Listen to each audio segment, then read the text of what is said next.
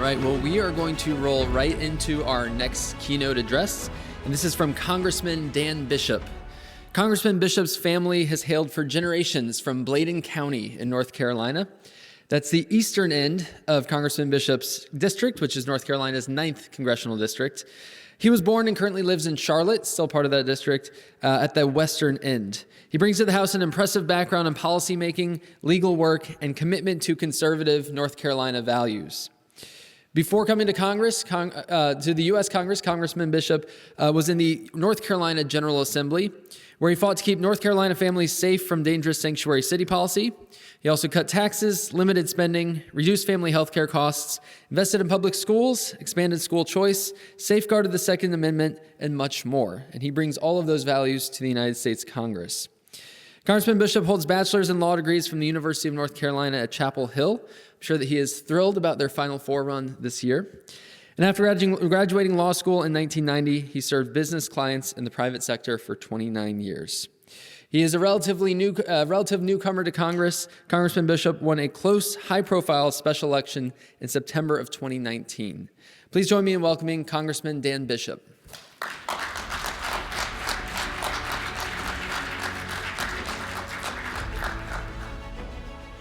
Thanks, Emil. I'm glad to be with you guys. You know, last Thursday at the Republican Conference retreat in Florida, we had a retreat lunch speaker, Condoleezza Rice. And in a Q&A, most members of the Republican Conference who asked questions amplified her theme of the robust action that she suggested should be expected from the United States confronting the situation in Ukraine.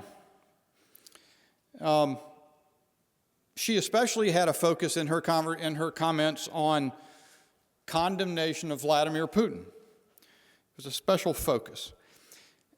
I thought it might be interesting to liven the conversation up since it was all going in one direction, and I asked whether the Bush administration policy in Afghanistan and Iraq and how it played out offer any perspective for how we should face the situation in Ukraine.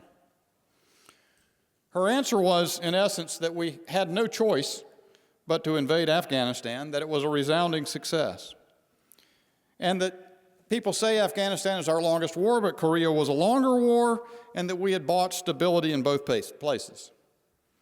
She said the world is better off without Saddam Hussein. And the one caution she offered is that the administration should have prepared the American people for a much longer effort, much longer occupation.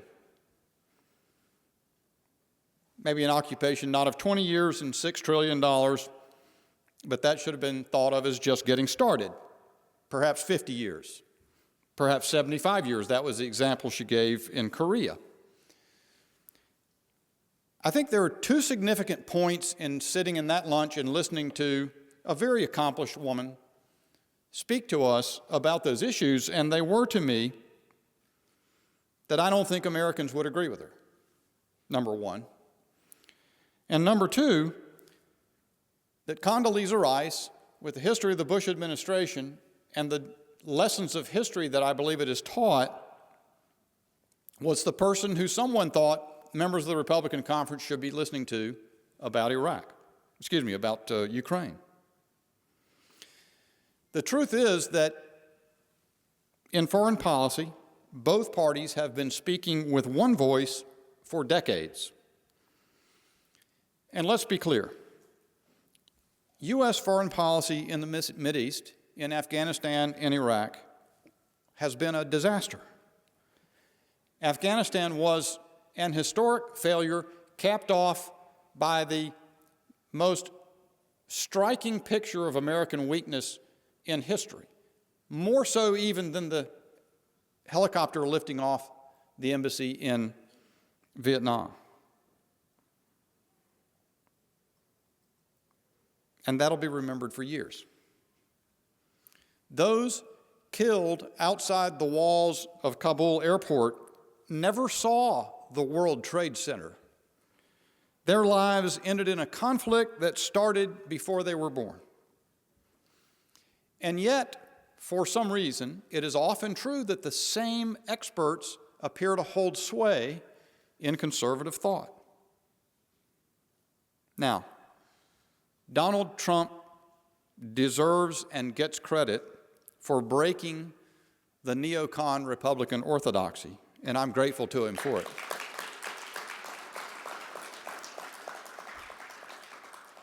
I am not an isolationist, but I also am not an interventionist. The same is true of President Trump. He articulated a simple policy, which I also embrace: America first. To me, another term for that is common sense. America's foreign policy should serve the needs of the American people. So should our domestic policy, by the way. So there are lessons from President Trump, both of style and of substance. Number one, we must break away from groupthink. We must have the courage to stand outside war fever when it strikes and ask questions and show courage. And two, we must resist misdirecting the power of federal government from higher priorities to lower ones, especially when we do that by facilitating concentrations of power in the executive. So, we had a couple of votes in the last couple of weeks on the subject of Ukraine, and you guys heard from Thomas Massey, my friend from Kentucky, earlier today. And Thomas is the standard that we all should live by. But we had two votes. We had a vote on importation of Russian oil. We also had a vote on trade relations with Russia and Belarus. I was one of 8 Republicans that voted against the trade sanctions bill, and I also voted against the Russian importation of Russian oil bill, with a few more on my side. When we had the second vote on the Russia and Belarus trade relations bill, a newspaper back home in my district said that I joined the Vladimir Putin wing of the Republican Party and that I lacked sober judgment. Now, that was good for a laugh, as far as I'm concerned. To the contrary, that trade sanctions bill was another blank check of power to the executive, to the president, that will never go away. Remember that the President of the United States continues to rely on the 2001 authorization for the use of military force now in 2022 for some of the operations the United States engages in. That's been there for that many years.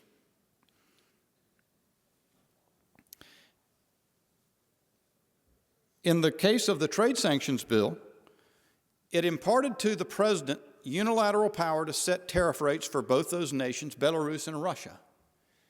And in the bill, if you actually read it, as Thomas Massey did, and I did, and I guess 6 others who voted against it, it also said that although it set a deadline for that, or a time for that authority to expire, January 2024, the president can renew that authority on his own forever. It will never go away until the Congress musters a 2/3 vote to overcome a presidential veto and recover that power. It also took what you've heard, the Magnitsky Act, that authorizes the president acting unilaterally to impose sanctions on anyone, anywhere in the world, any foreign person. It took away the standards that limit the exercise of that authority and replaced it with a fuzzy, undefined standard. And importantly, it repealed the sunset on that law as well. So Congress never gets another look at it unless Congress passes a law and sustains it with over a veto in order to recover that power. We've done that time and time and time again.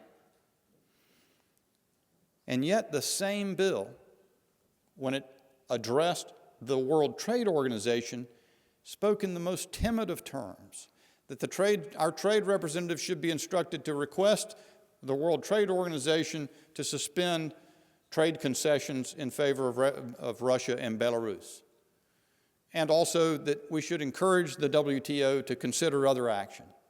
No conditions, no demands, nothing for that globalist group. More recognition or concession to weakness of the United States Congress.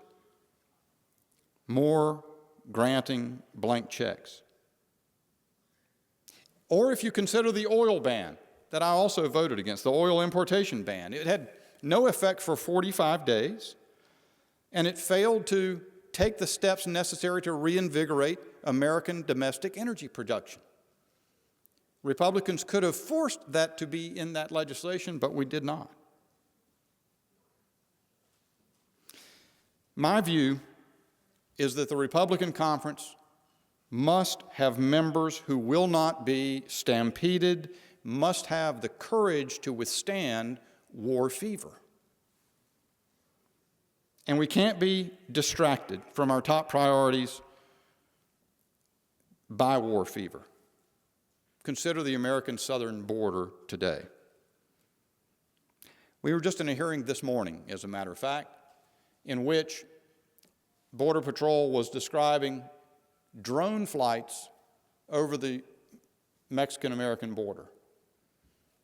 30,000 flights over the last 6 months, 4,300 drones operating in that area. Didn't break it down by how many were crossing the southern border, but what they were saying is that Mexican cartels are using drones to carry drugs across the border. You think about how much fentanyl could be carried by a drone, that they're using heavier versions of drones, and that they constantly use drones to monitor how Border Patrol is organized, where they're focusing on, so that they can facilitate smuggling efforts. And I asked them after a long hearing, and they were talking about renewing some authority that they needed, but it seemed to me the obvious question is, what reason is there to permit drones to operate back and forth across the American border? What in the world is the American government that has the responsibility to protect American interests doing, allowing that? And it was almost as if, I had said something outrageous in the room. But that is, again, we see all too often in Washington, the priorities lost and groupthink take hold that determines how our nation operates, and all too often American people are disserved by it. But I believe, when it comes to words like that editorialist in the paper back home, it is allowing circumstances like that to continue that reflects the absence of sober judgment. It is sober judgment combined with courage that resists the war drums when they are pounding. Candidate Trump bashed stupid leaders and stupid generals. He bashed so-called experts, and that resonated with the American people. The United States faces a decisive moment. Are we going to embrace America first, common sense, or will we return to the failed foreign policy orthodoxy of the past? We must avoid another world war, of course. But we hope that future generations will look back and mark this as a time when cooler heads prevailed, when common sense prevailed, when consideration of the interests of the American people prevailed and averted a crisis. Thank you, ladies and gentlemen. Glad to be with you.